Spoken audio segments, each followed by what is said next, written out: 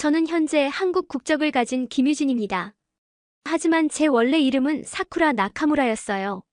일본 도쿄에서 태어나 35살까지 살았던 소아과 의사였죠. 여러분 믿기 어려우시겠지만 일본인인 제가 왜 모든 것을 포기하고 한국 국적을 선택했는지 아시겠어요? 안정적인 일본 병원, 직장도 가족도 친구들도 모두 등지고 말이에요. 심지어 일본 부모님은 당신들 장례식에도 오지 말라고 하셨거든요.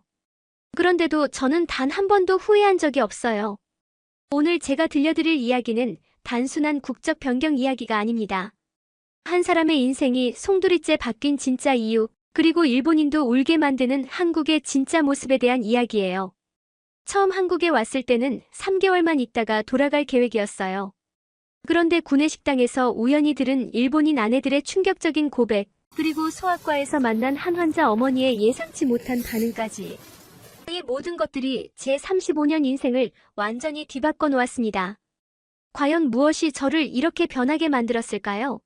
일본에서는 절대 느껴보지 못했던 그 특별한 것이 한국에는 정말 있을까요? 지금부터 그 놀라운 이야기를 들려드리겠습니다. 본 영상은 스토리를 재구성한 이야기입니다. 오늘 사연 시작하겠습니다.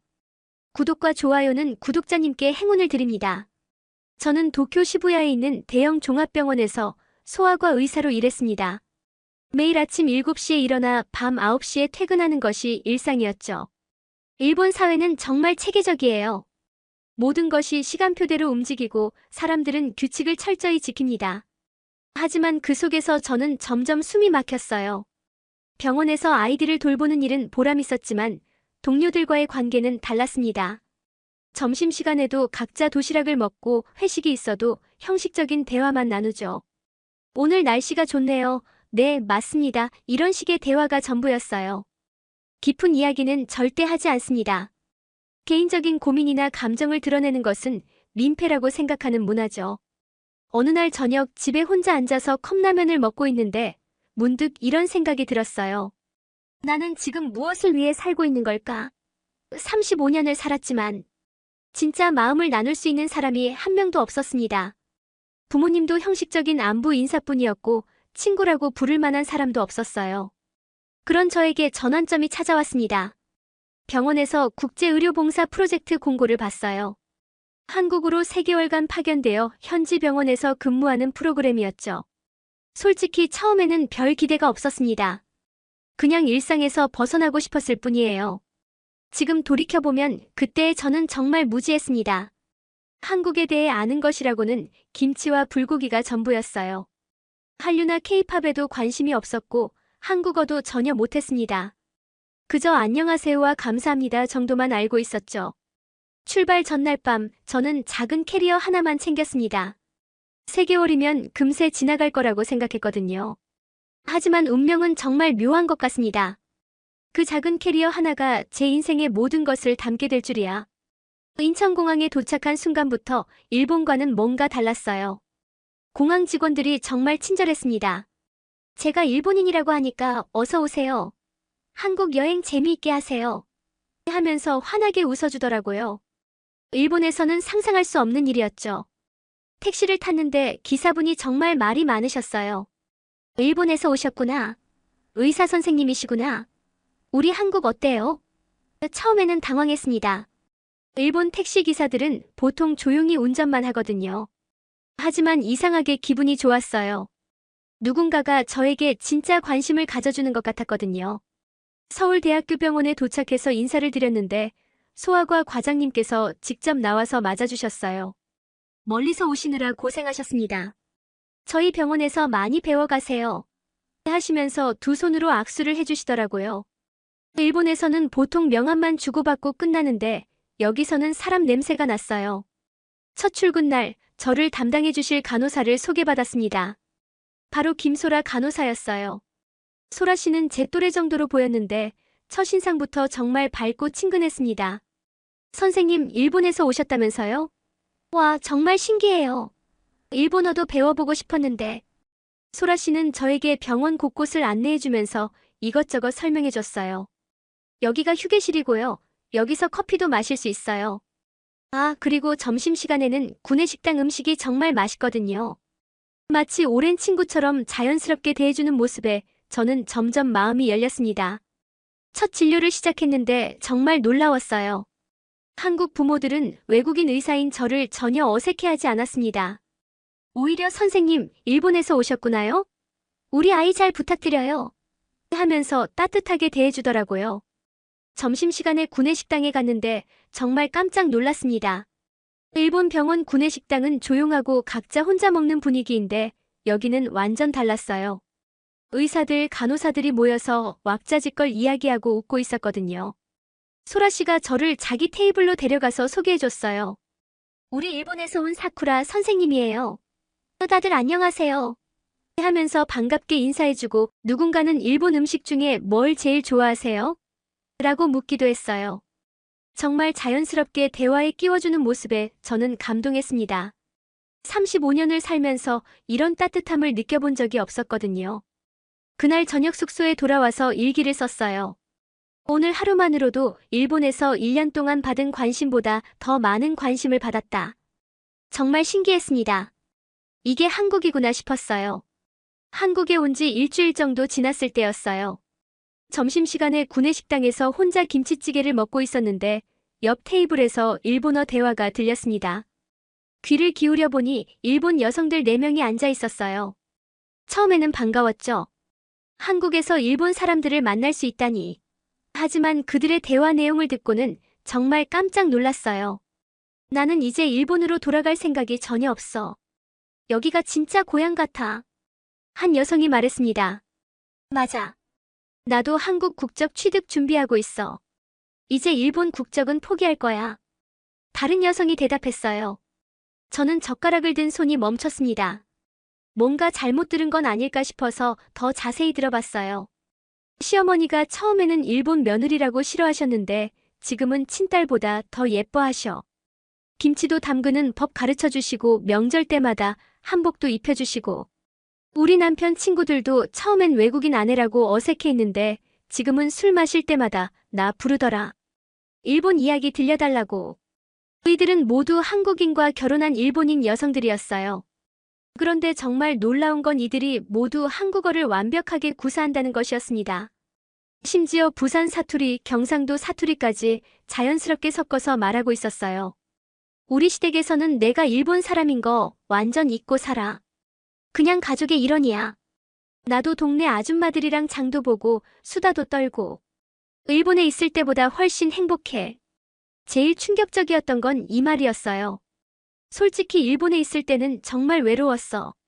직장에서도 집에서도 진짜 마음 털어놓고 얘기할 사람이 없었는데 한국 와서는 하루 종일 누군가와 수다 떨고 지내. 이게 진짜 사는 거구나 싶어.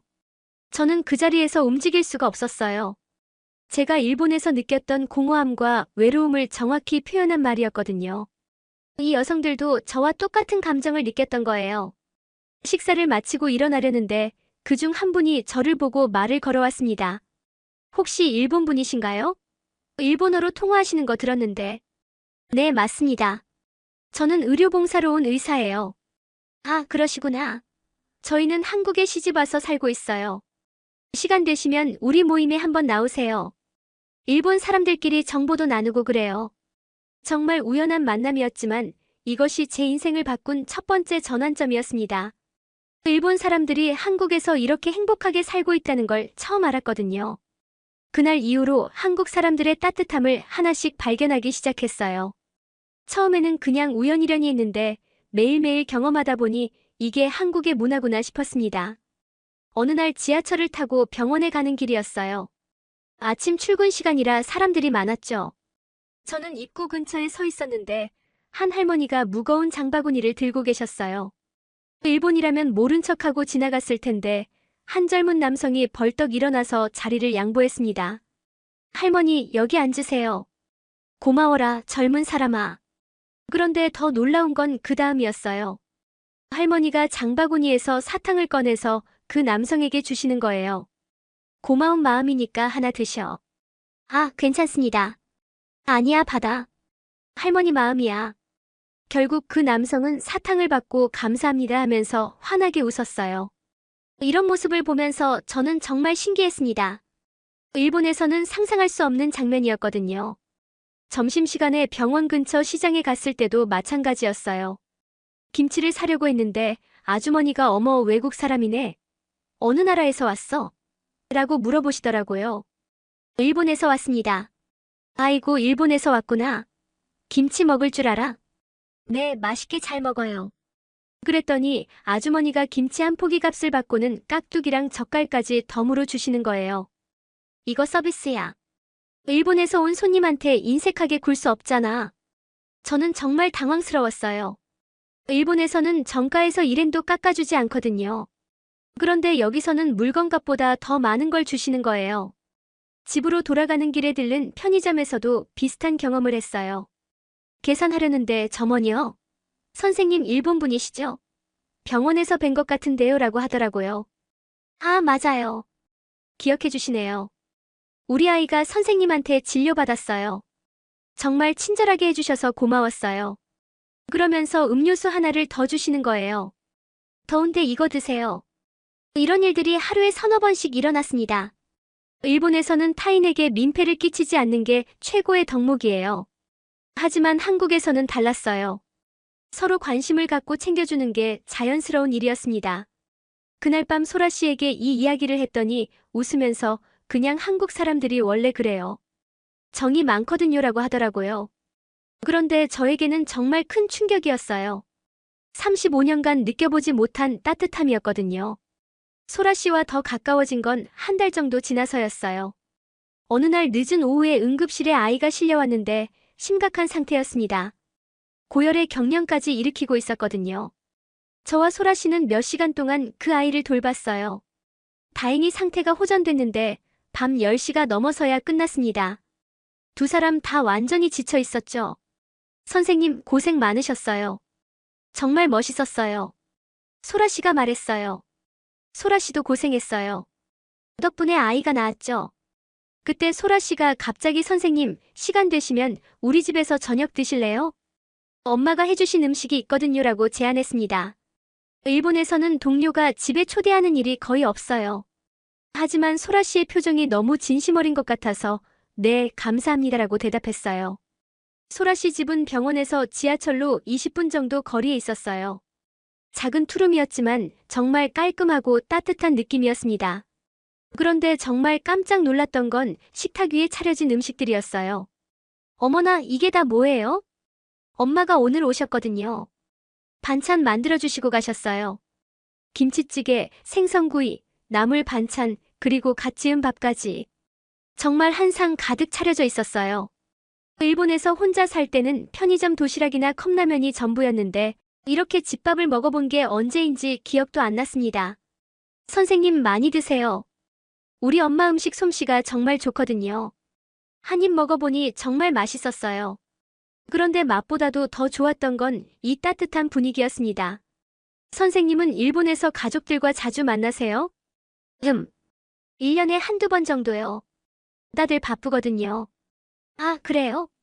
우리는 엄마가 일주일에 한 번은 오세요. 반찬도 해주시고 이것저것 챙겨주시고. 소라 씨가 말하는 가족 이야기를 들으면서 정말 부러웠어요. 서로 챙기고 관심 갖는 가족 관계가 일본과는 완전 달랐거든요. 며칠 후에 소라 씨가 또 다른 제안을 했어요. 선생님 다음 주가 추석인데 우리 집에 오실래요? 친척들이 모이거든요. 네. 제가 가족 모임에 가도 되나요? 당연하죠. 엄마도 선생님 얘기 많이 들으셔서 한번 뵙고 싶어 하시거든요. 추석날 소라 씨 집에 갔는데 정말 많은 사람들이 모여 있었어요. 할머니부터 어린 조카까지 3대가 한자리에 모인 거예요. 소라 씨 어머니가 어서 와 사쿠라 씨. 소라가 얘기 많이 했어라고 반갑게 맞아주시더라고요. 가장 감동적이었던 건 할머니가 제 손을 잡으시면서 멀리서 와서 우리 소라 많이 도와줘서 고마워라고 말씀하신 것이었어요. 그날 저는 진짜 한국 가족이 어떻게 지내는지 직접 경험했어요. 함께 송편도 빚고 차례도 지내고 어른들께 절도 배우고 35년을 살면서 이런 가족의 정을 느껴본 적이 없었는데 하루 만에 모든 걸 경험한 기분이었습니다. 구내식당에서 만났던 일본인 여성분에게서 연락이 왔어요. 종로에 있는 커뮤니티 센터에서 매주 토요일마다 일본인 아내 모임이 있다고 하더라고요. 토요일 오후에 종로 커뮤니티 센터에 갔는데 생각보다 많은 사람들이 모여 있었어요. 약 15명 정도 됐는데 연령대도 20대부터 50대까지 다양했습니다. 안녕하세요. 사쿠라 씨 맞죠? 저는 사토 미나미예요. 아니, 지금은 김미남이라고 해야겠네요. 처음 만났던 여성이 웃으면서 인사해줬어요. 그런데 정말 놀라웠던 건 이분이 완전히 한국 사람 같았다는 거예요. 한 명씩 소개를 받는데 정말 깜짝 놀랐어요. 거의 모든 분들이 한국어를 완벽하게 구사했습니다. 심지어 부산 출신과 결혼한 분은 부산 사투리까지 자연스럽게 썼어요. 더 놀라운 건 이분들이 모두 한국 국적 취득을 준비하고 있다는 사실이었어요. 저는 작년에 이미 한국 국적 받았어요. 이제 이름도 김하나예요. 한 분이 자랑스럽게 말했습니다. 진짜요? 일본 국적은 포기하신 거예요? 네, 당연하죠. 이제 한국이 제 진짜 고향이니까요. 저는 정말 이해할 수 없었어요. 태어난 나라의 국적을 포기한다는 게 상상이 안 됐거든요. 왜 그런 결정을 하셨어요? 일본에 있을 때와 한국에 있을 때 느낌이 완전 달라요. 일본에서는 항상 눈치 보며 살았는데 한국에서는 정말 편해요. 사람들이 진심으로 대해주거든요. 이분들의 이야기는 정말 놀라웠어요. 일본에서의 외로움, 한국에서 찾은 따뜻함, 그리고 진짜 가족이 된 이야기들. 모든 게 제가 경험하고 있는 것과 똑같았거든요. 모임 마지막에 김미나미 씨가 제게 말했어요. 사쿠라 씨도 한국에서 계속 지내보세요. 처음에는 힘들어도 시간이 지나면 분명히 이해하게 될 거예요. 한국이 왜 좋은지 말이에요. 집에 돌아가는 길에 정말 많은 생각을 했어요.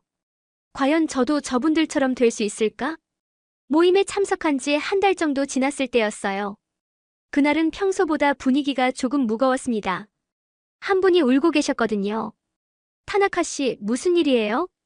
김미나미 씨가 걱정스럽게 물어봤어요. 어제 일본에 있는 언니한테 전화를 받았어요. 타나카 씨가 눈물을 닦으며 말했습니다. 부모님이 돌아가셨는데 장례식에도 오지 말라고 하더라고요. 모든 사람들이 깜짝 놀랐어요. 저도 정말 충격을 받았습니다. 왜요? 친딸인데. 한국 사람과 결혼한 것부터 마음에 안 들어 하셨는데 한국 국적까지 받는다고 하니까 완전히 인연을 끊겠다고 하셨대요. 이제 우리 가족이 아니라고. 타나카 씨는 계속 울면서 이야기했어요. 정말 힘들어요. 부모님 마지막도 못 보고. 하지만 후회는 안 해요. 여기서 정말 행복하거든요. 그래도 부모님인데. 아니에요. 진짜 가족은 피가 아니라 마음이라고 생각해요. 제 시어머니가 친어머니보다 저를 더 사랑해주세요. 그때 다른 분이 말했어요. 저도 비슷해요. 일본에 있는 친구들은 제가 한국에서 사는 걸 이해 못해요. 언제까지 그 나라에서 살 거냐, 일본이 훨씬 좋은데 왜 거기 있냐 이런 말만 해요. 하지만 여기 계신 분들은 다 이해해 주시잖아요. 같은 경험을 했으니까. 이게 진짜 가족 아닐까요? 타나카 씨가 고개를 끄덕였어요. 맞아요. 저는 일본에 있을 때 정말 외로웠어요. 회사에서도 집에서도 진심으로 대화할 사람이 없었거든요. 그런데 한국 와서는 달라요.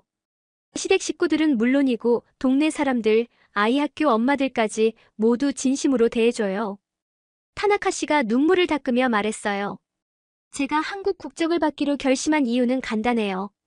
여기서 태어나지는 않았지만 여기서 다시 태어났거든요. 진짜 저답게 살 수 있게 된 곳이에요. 저는 이 이야기를 들으면서 정말 많은 생각을 했어요. 타나카 씨가 말하는 외로움은 제가 일본에서 느꼈던 것과 똑같았거든요. 35년간 진심으로 대화할 사람이 없었던 그 공허한 말이에요. 그날 집에 돌아와서 정말 많은 생각을 했어요. 과연 나에게 진짜 고향은 어디일까? 태어난 곳일까? 아니면 마음이 편한 곳일까? 한국에 온 지 2달 정도 지났을 때 정말 충격적인 일이 일어났어요. 그날은 평소처럼 소아과에서 진료를 보고 있었는데 5살 정도 된 아이가 엄마와 함께 왔습니다. 아이가 계속 열이 나고 기침을 해서 자세히 진찰을 했어요. 다행히 감기였는데 약을 처방해주면서 주의사항을 설명하고 있었죠. 해열제는 6시간 간격으로 드시고요. 기침 심하면 가습기 틀어주세요. 그런데 갑자기 그 엄마가 화를 내기 시작했어요. 잠깐만요. 외국인 의사가 우리 아이 뭘 안다고 이래라 저래라 해요. 저는 깜짝 놀랐어요. 그동안 이런 일이 한 번도 없었거든요. 어머님, 제가 소아과 전문의이고, 전문의가 뭐가 중요해요? 한국 아이들 마음을 외국 사람이 어떻게 알겠어요? 한국 의사 선생님으로 바꿔주세요. 주변 사람들이 모두 쳐다봤어요. 정말 창피하고 당황스러웠습니다. 소라 씨가 급히 달려와서 상황을 정리하려고 했지만 그 엄마는 계속 화를 냈어요. 우리나라 의료진이 많은데 왜 외국인한테 아이를 맡겨야 해요? 이해가 안 돼요. 결국 다른 한국인 의사 선생님이 와서 그 아이를 다시 진료했어요.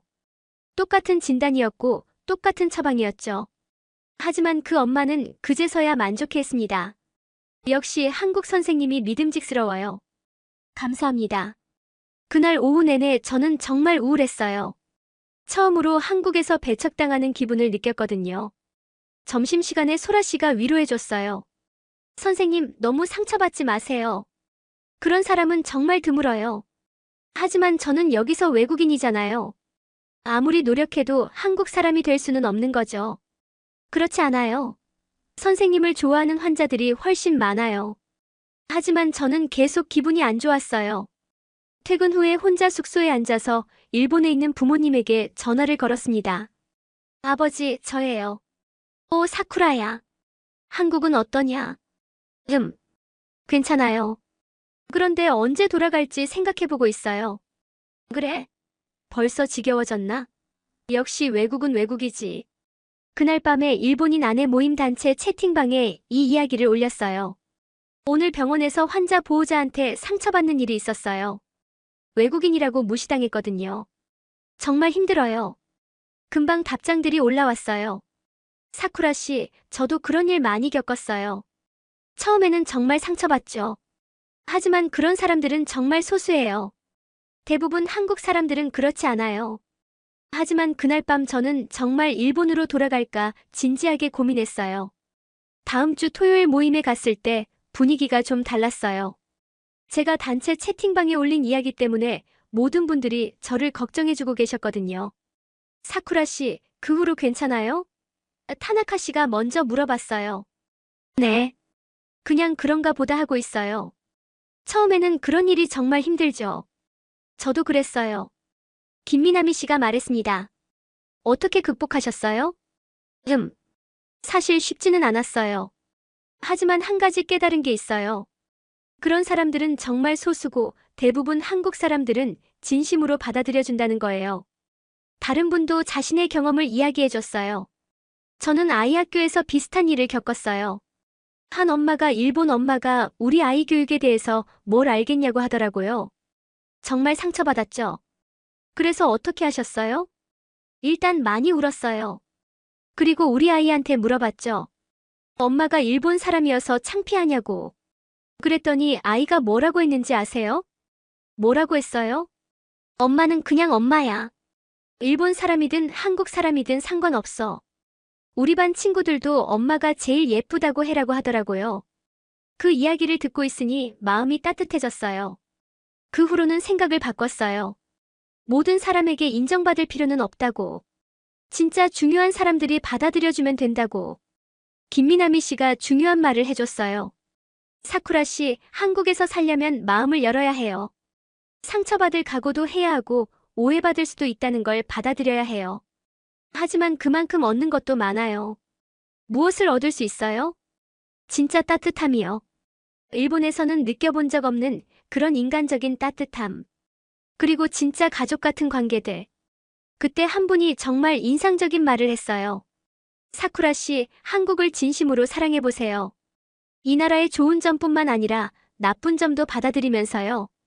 그러면 언젠가는 이 나라도 사쿠라 씨를 받아들일 거예요. 모임이 끝나고 집에 돌아가는 길에 정말 많은 생각을 했어요. 이분들의 말이 맞는 것 같았어요. 진심으로 한국을 이해하려고 노력한다면 언젠가는 받아들여질 수 있을지도 모른다고. 그날 밤 저는 중요한 결정을 했어요. 포기하지 않고 계속 노력해보기로 한 거죠. 그 일이 있은 후 저는 정말 열심히 한국어 공부를 시작했어요. 매일 병원에서 퇴근한 후에 학원에 다니고 주말에는 한국 드라마도 보면서 공부했습니다. 소라 씨가 정말 많이 도와줬어요. 선생님, 이 표현은 이렇게 쓰는 거예요. 아, 그래요? 정말 어려워요. 괜찮아요. 저도 영어 공부할 때 그랬어요. 시간이 지나면 늘어요. 한 달 정도 지나니까 확실히 한국어 실력이 늘었어요. 환자들과 간단한 대화는 통역 없이도 할 수 있게 됐죠. 할머니, 어디가 아프세요? 아이고, 선생님 한국말 정말 잘하시네. 아직 많이 부족해요. 아니야, 발음도 좋고 잘해. 우리나라 말이 어려운데 대단해. 이런 칭찬을 들을 때마다 정말 기분이 좋았어요. 그러던 어느 날 소라 씨 어머니께서 제게 특별한 제안을 하셨어요. 사쿠라 씨, 다음 주가 김장철인데 우리 집에서 김장하거든. 한번 와서 배워볼래? 네.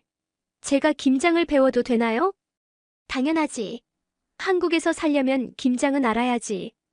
김장날에 소라 씨 집에 갔는데 정말 많은 사람들이 모여 있었어요. 소라 씨 어머니, 이모들, 그리고 동네 아주머니들까지. 모두 15명 정도 됐어요. 어머, 이분이 사쿠라 씨구나. 소라 엄마가 얘기 많이 했어. 일본에서 온 의사 선생님이시구나. 반가워요. 처음에는 긴장했는데 아주머니들이 정말 자연스럽게 대해주셔서 금방 편해졌어요. 자, 사쿠라 씨 여기 앉아. 김장하는 법 가르쳐 줄게. 양념은 이렇게 바르고 배추는 이렇게 접어서. 아주머니들이 하나하나 자세히 가르쳐 주셨어요. 처음에는 서툴렀지만 점점 요령이 생겼습니다. 어머, 사쿠라 씨 손재주가 좋네. 진짜 잘해. 감사합니다. 정말 재미있어요. 김장을 하면서 아주머니들과 이런저런 이야기를 나눴어요. 사쿠라 씨는 결혼 안 했어? 아직 안 했어요. 그래? 나이가 어떻게 돼? 35살이에요. 어머, 그럼 빨리 해야지. 우리 동네에 좋은 총각 있는데 소개해줄까? 다들 웃으면서 농담을 하시는데 정말 따뜻한 기분이었어요. 진짜 가족처럼 대해주시는 게 느껴졌거든요. 김장이 끝나고 나서 아주머니들이 김치를 한 포기씩 싸주셨어요. 사쿠라 씨, 이거 가져가. 맛있게 먹어. 이렇게 많이 주셔도 되나요? 당연하지. 우리가 담근 김치야. 맛있을 거야. 집에 돌아와서 그 김치를 먹어보니 정말 맛있었어요. 하지만 맛보다도 더 좋았던 건 그 마음이었어요. 저를 진짜 가족처럼 생각해 주시는 그 따뜻한 마음 말이에요. 그 후로 저는 더 적극적으로 한국 사회에 참여하기 시작했어요. 주말에는 동네 아이들에게 무료 진료를 해주기도 하고 병원에서 하는 건강강좌에도 참여했습니다. 선생님 감사해요. 우리 애가 병원 무서워했는데 선생님이 친절하게 해주셔서 이제 괜찮아해요. 별 말씀을요. 아이들이 건강해야죠. 이런 일들을 하면서 저는 점점 한국 사회의 일원이 되어가는 기분이었어요. 소라 씨도 변화를 느꼈나 봐요. 선생님, 요즘 정말 밝아졌어요. 처음 왔을 때와는 완전 달라요. 그래요? 저도 그런 기분이에요. 뭔가 이곳이 편해졌다고 할까요? 한국이 좋아지셨구나. 네, 정말 좋아요. 사람들도 따뜻하고 뭔가 정이 있어요. 3개월 프로그램이 거의 끝나갈 무렵 일본 병원에서 연락이 왔어요. 다음 주까지 돌아오라는 지시였습니다. 사쿠라 씨, 프로그램 잘 마쳤다고 들었습니다. 다음 주 월요일까지 복귀해주세요. 전화를 받고 나서 정말 복잡한 기분이었어요. 이제 정말 떠나야 하는 시간이 온 거죠. 그런데 왜 이렇게 아쉬운 마음이 드는 걸까요? 소라 씨에게 이 소식을 전했을 때 정말 안타까워했어요. 선생님, 정말 가셔야 해요? 우리 병원에서 계속 일하시면 안 되나요? 저도 그럴 수 있으면 좋겠지만 비자 문제도 있고. 그래도 방법이 있을 텐데요. 한국 의사 자격증 따시면 되잖아요.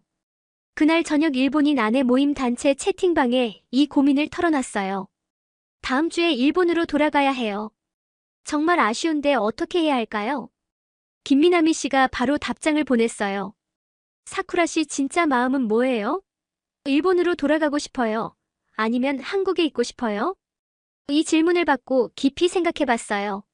솔직히 일본으로 돌아가는 게 무서웠어요.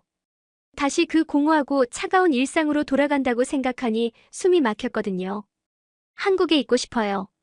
하지만 쉽지 않을 것 같아요. 왜 쉽지 않아요? 방법은 얼마든지 있어요. 그날 밤 소라 씨와 긴 통화를 했어요. 선생님, 진짜 고민이 많으시겠어요.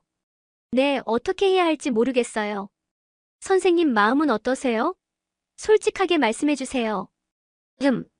일본으로 돌아가기 싫어요. 여기서 더 지내고 싶어요. 그럼 답은 정해진 거 아니에요? 다음 날 병원에서 과장님께 상황을 말씀드렸어요. 과장님, 죄송하지만 한국에 더 있고 싶습니다. 한국 의사 자격증을 따서 여기서 일하고 싶어요. 과장님이 놀라셨어요. 정말이요? 일본 병원은 어떻게 하시려고요? 사직하려고 합니다. 쉽지 않은 결정이네요. 하지만 우리 병원에서는 환영합니다. 그날 오후에 일본 병원에 전화를 걸었어요.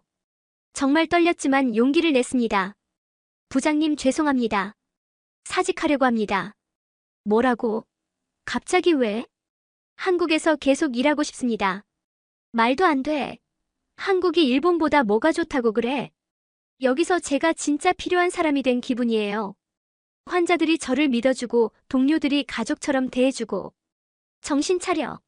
외국에서 뭘 할 수 있다고 그래? 하지만 저는 이미 결정했어요. 일본으로 돌아가지 않겠다고. 죄송합니다. 결정했습니다. 전화를 끊고 나니 정말 후련했어요. 무서웠지만 후회는 없었습니다. 그날 저녁 소라 씨와 일본인 아내 모임 분들이 작은 축하 자리를 마련해줬어요. 사쿠라 씨, 정말 용기 있는 결정이었어요. 이제 진짜 한국 사람이 되는 거네요. 축하해요. 우리 또 한 명의 가족이 생겼어요. 그날 밤 정말 많은 생각을 했어요.